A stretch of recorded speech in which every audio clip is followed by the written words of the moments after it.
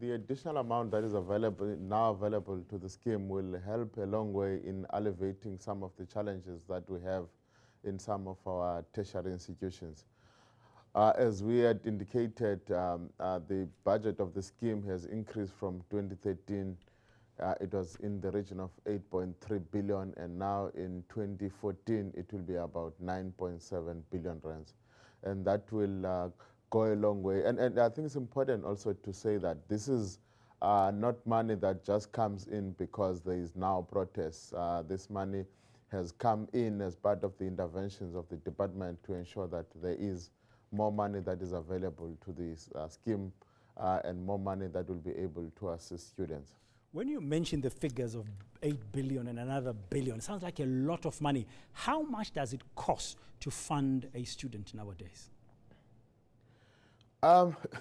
It varies. The cost at university can go even post 100,000 per student per year, because we fund a student for tuition, accommodation, food, books. Therefore, you know, in some universities it can cost us more than 100,000 to put a student at university, and it varies. In some instances, if we're putting in a student at, for instance, the University of South Africa, because that's a non-resident university, it's much cheaper. Also, FET College, we also put in students at FET colleges. On average, we pay around 40,000 per student per year. That's basically the average costing. And how many thousands of applications do you receive?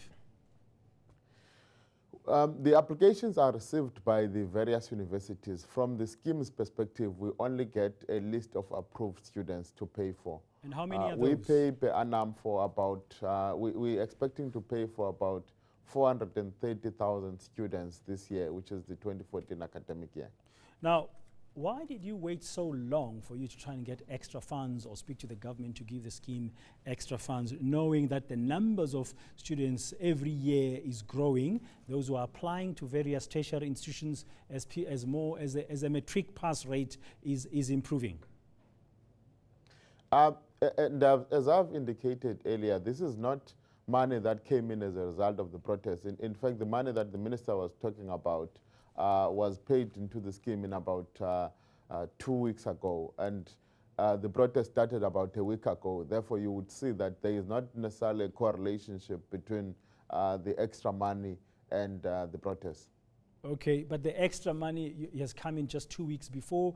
By that time, many students, I mean, we spoke to SASCO here on eNCA last week, and they were explaining that as they were applying to register, they were told there was no money. It's important to understand how the scheme works. The scheme has got guaranteed funding that comes from the budget of the state, and that we know how much it will be. But you know, at any given point in time, there are various initiatives to raise funding, and we don't stop at any point and we say that no, it's too late now to raise money.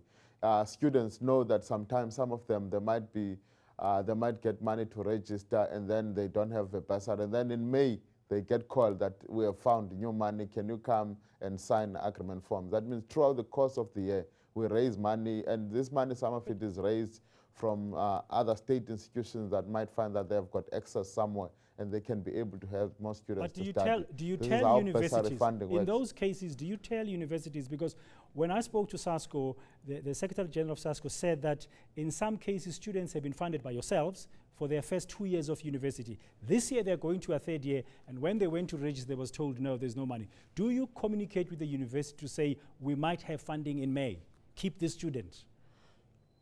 We communicate the allocations to students on the 9th, for instance, for 2014 academic year, we send them letters on the 19th of December, which means when they opened this year, they knew that they will have money. If we are raising money, for instance, if I go to, let's say, a private company and go and raise money, I wouldn't know when they will say yes. It's only at the point that they say yes, then I will go back to the university and say, I've just received additional amount of money. Okay, very briefly, what are you going to do this year to ensure this doesn't repeat itself next year?